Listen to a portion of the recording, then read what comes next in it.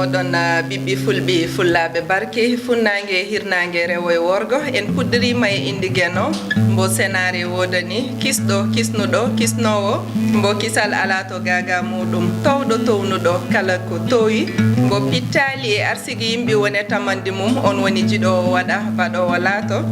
en puɗɗirima e indi gueno caabiɗo gurdam lori hen enɗam jokki guiɗogol e kala kina gardina gurdam aade rutti jurni ɗum en juule rasulu sallllahu taala alayhi wa sallam ɓurɗaɗo yindere koddonulaɓe timmoɓe annabaɓe ɓiɓɓe fulɓe yewtannoɓe hanki ɓiɓɓe fulɓe yewtoɓe hannde ɓiɓɓe fulɓe yewtoyteɓe janggo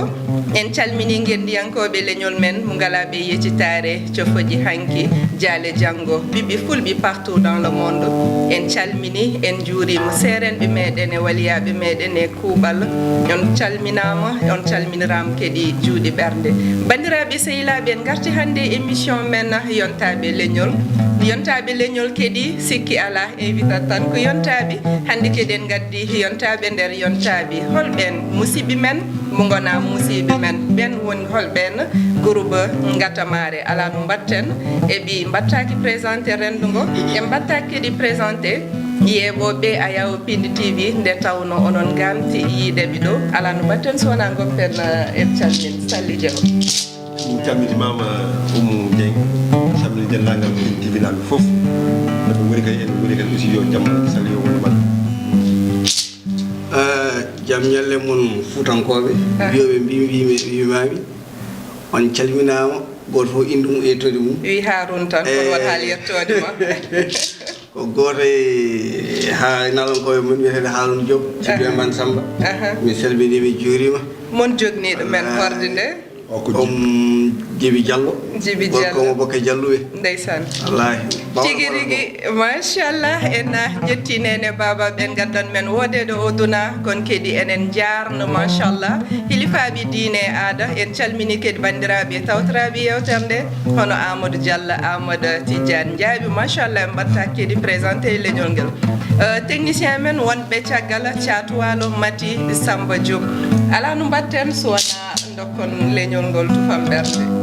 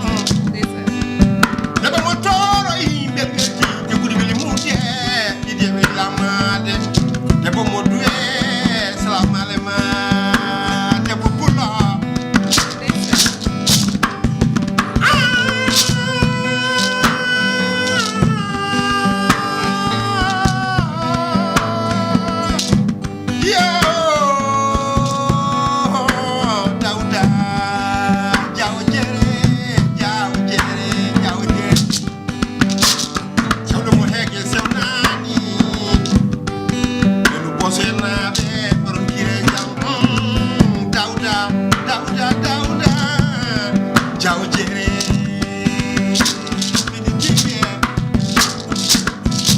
Oh, Geri Mayo, como no. Por como muy correcta de cartel na mane. Abu Jobo. Cheiro de pau el sal. Salam alema. Samba. Ala chatu ala. Jaltabe.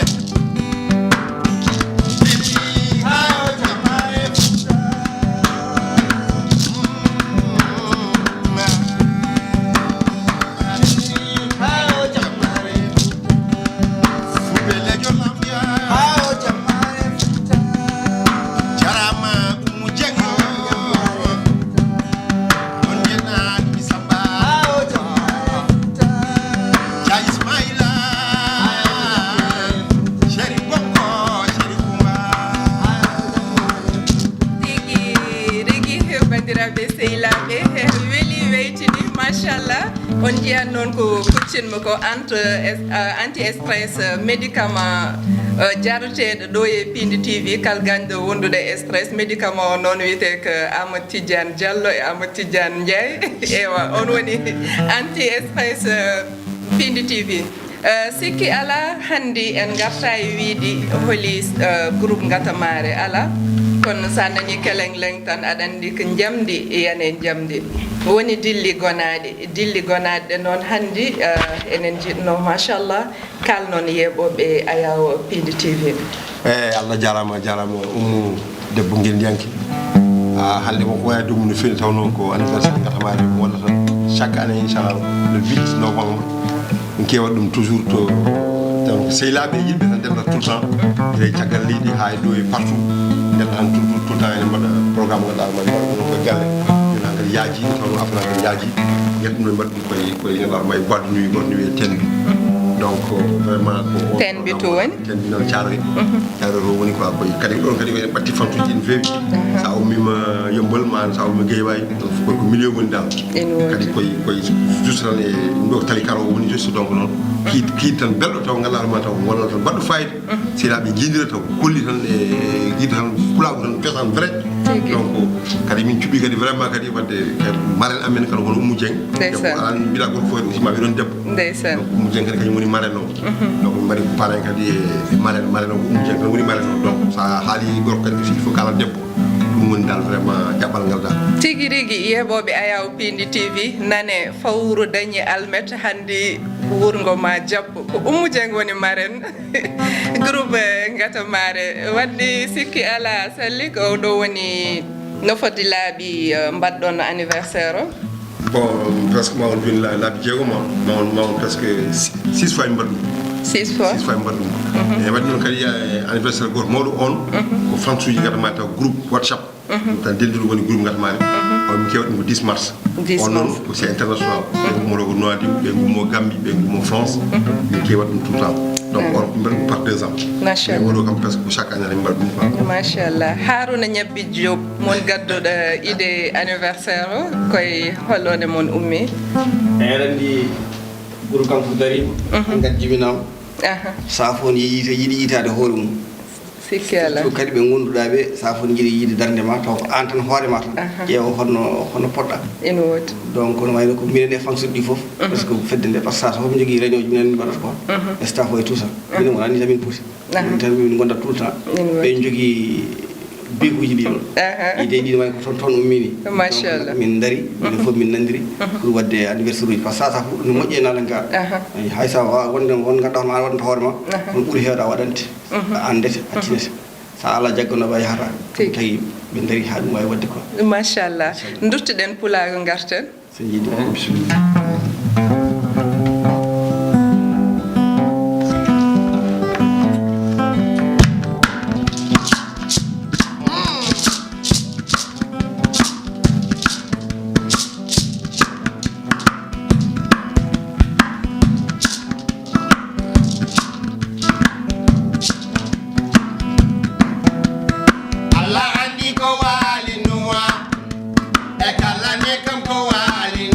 Listen.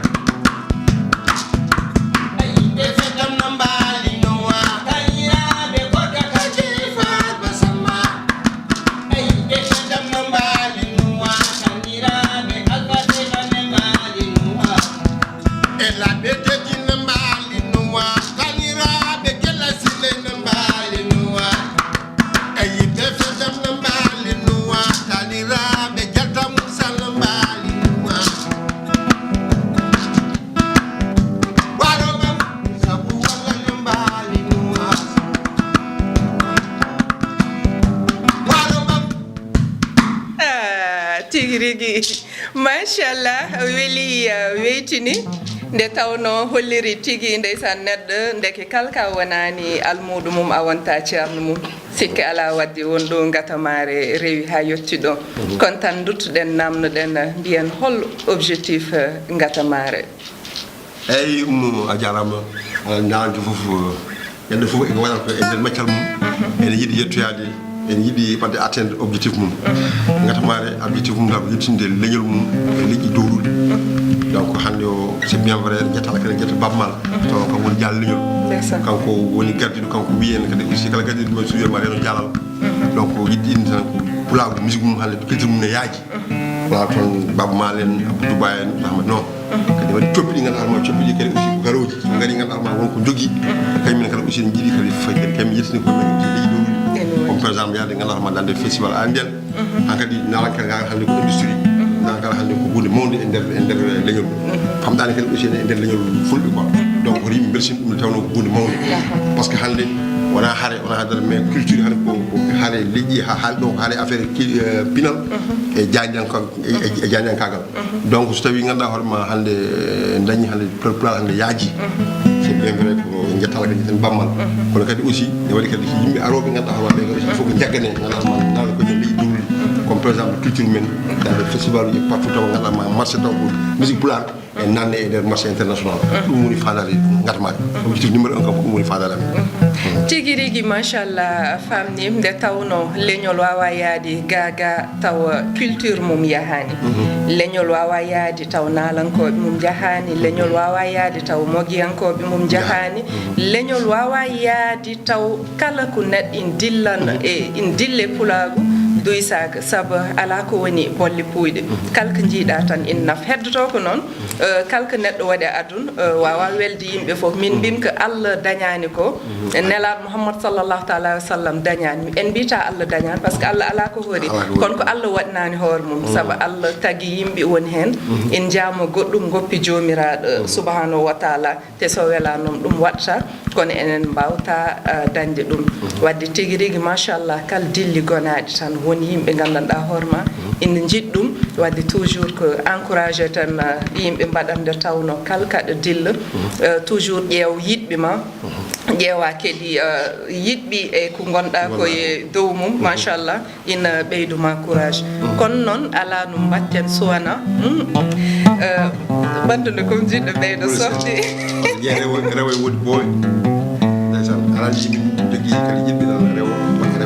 mais mi dañni mon gamowde bisimilla mi dañni mon gamowde bisimilla Amadou Diallo Amadou bisimilla makko Amadou Malick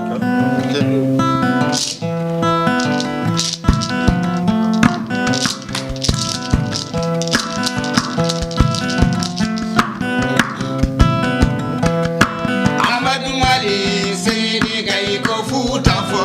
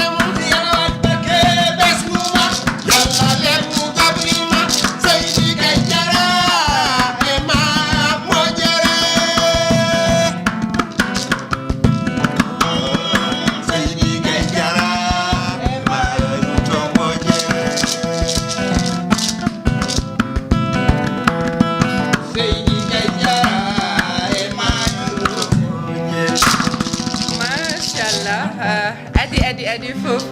namdala me mon complicité gondo hakkun mono hono way mi hakkun mon complicité nen hen dum malandi ko be mbi fof mu boy fof ko gonga de tawno ala yimbe so jidi tan yidde kadi ngoni seylabe donc kadi ngoni fasirabe donc kadi funo fo woni gonga tan complicité o tan sa yitan déjà no gonga woni wadde so huuni juuti gonga na tawa parce que harun de ma par exemple 92 ha juna wala joni oui donc ko yidde won don yidde tigi quoi donc potti kadi ala rejimi kadi aussi ngoni fasirabe kadi mi ngoni seylabe kadi comme liko to fof ko ensemble fami jam no ngoni gotum minen fof mi yimmira jinnabe fof ngoni gotum donc non ay arame non sa to fami fof ngoni gotum onon jangide meccal ngal wonɗo ala mi ummi ɗo 91 92 jami dilam to Mauritanie a to nakshot mo ha bay pami no andi tamu don haruna wonde ka won tout ko tiato mo do mo tout tiato won so la den jala jilitare hen wonno bir moni gor ni Moussa Ali Diop kay won hande inspecteur police no andi kam jini me babu donc on wono sila yalla galle no ngi boy pourtant mi yam ko tan na kay mi yida be mere galle no mbade petition no paro bado mi donc ngadi so yimi na jabt ngal non ha ngadi ko ci la gal ngadi dal ko min dindi yidde ndeysan pour dire mbad no ko goto min indi ko gono le 10 février 96 machallah mbadi en tumi kew gindel no ha joni mela sef hay sago ndeysan des fois yimɓe je salli tan ene yaha kono wona salle haruna taw won golle ɗe sigi ɗe waɗata banggue kon kedi wona haɗan tan salle harun ko groupe gatamare won heddiɓe caggal tigi machallah que anniversaire mon kedi holno ñalawmo arat nde tawno ko arat simtak mais holko mbaɗɗon programme e ñalawma ma waɗa cosanuji walla eko wayno mbaɗi hen programme dal tawno ko yiɗɓe sehilaɓe kadi foof ndendi en jiɓɓino programme o sa ƴeewi joni peut être ma on duuɓi jeegom hande min mbaɗa ɗum programme o donc ngolawno min mbaɗa ɗum innové min mbaɗa ɗum ganduɗa hoorema kadi min teddina ɗum debbo tawno hande a wawa hande yaade hande aduna o tawa hande debbo hande kañum woni foof eɗen mbaɗa ɓe félicité par exemple hande kamin jogui aduna o donc ko debbo woni foof donc kadi min dokkitiɗuma kadi hodduma kadi ko rewɓe debbo juulta juma kono kañum jibin juulnowo juma juulno kañum woni foof donc noon ko chapeau kadi AE kadi ko rewɓe hande jogui foof donc on teddugal hande rewɓe so ɓe ne waɗi noon worɓe invitaɓe kono rewɓe hande min jiɗi fof teddugal waɗa cosaan e daro kadi hay programme o e nden wayata ni min jiiɗa wona mungol muuru kewɗo nde waɗi cosaan tan e ganni leele yiye toon ma pekan yiye toon a fami foof ganduɗa ma taw ko ganni balɗe fayi taw ko hiirata no fewi ɗon e 10 heures ote to yimɓe calti donc balɗe fayi taw rek ɓe jiidira kadi gandira hen cofdira hen ɗum woni faada surtout machallah ko ɓuurim hen welde cosaan en hollire toon e wadde ala no mbatten sowona duttuɗen ha wonno ɗo janɗen ɗo ina weeli duttuɗen rew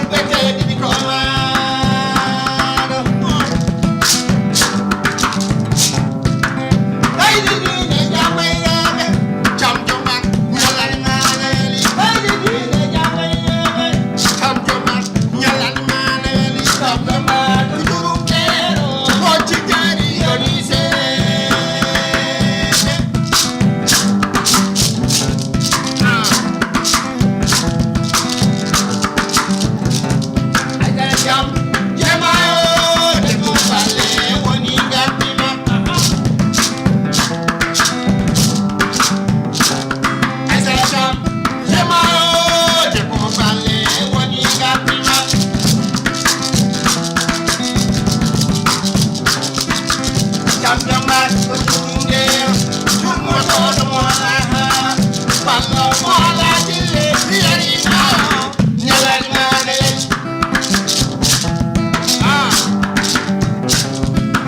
tam jamba ko dum der jul mo to mola wallo mola jille yari ma nyalal male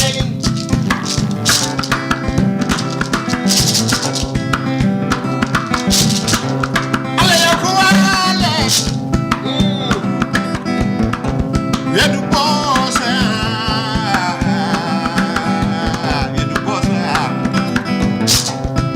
Yo tabele me lam kay dum bali yedu bossa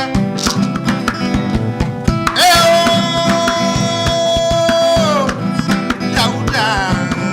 Jauje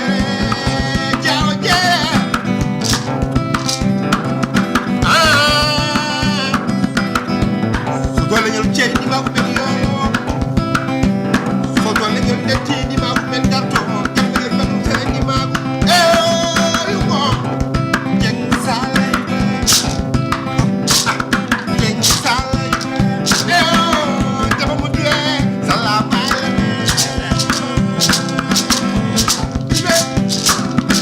nyala le male daw di jaano nyala le male am na sey di jaano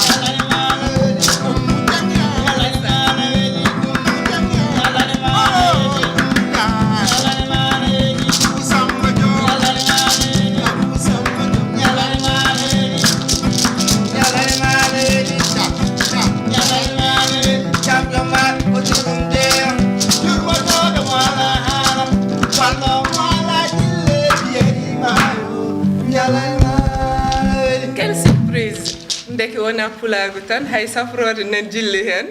donc à suivre wonat waddi ala no batten sona mbayndire nden bandiraɓe kono hadi nden hol rendez-vous mo totton bandiraɓe inchallah Allah jarama ummu tawno la marraine des marraines donc min camini min jimam mbiyata rendez-vous inchallah le 8 novembre so Allah jabi to e ten bi so Allah jabi hakkude mon e groupe ngatamare